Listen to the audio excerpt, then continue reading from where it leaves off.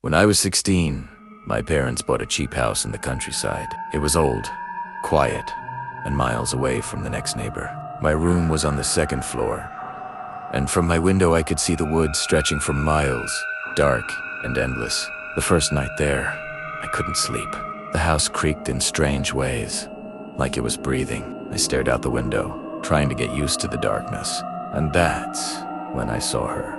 A girl standing at the tree line. She was wearing a white dress that looked dirty, torn. Even from that distance, I could tell she was facing me, just staring. I blinked, looked away for a second, and when I looked back, she was gone. The next morning, I told my parents. They laughed, said I'd imagined it. But that night, I saw her again. Closer this time, halfway between the woods and the house.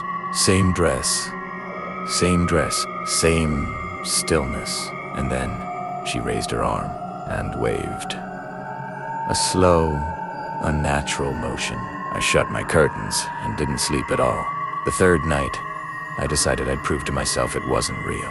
I set up my phone by the window, recording. I turned off the lights, lay in bed, and waited. At 2:46 a.m., I heard a faint tapping, 3 soft knocks against the glass. I froze. The sound was coming from my window. I couldn't move. I couldn't breathe.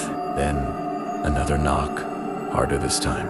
I finally grabbed my phone to turn on the flashlight, but it slipped from my hand. When I reached down to pick it up, I accidentally turned the screen toward the window, and in the reflection, I saw her. Not outside. Inside, behind me.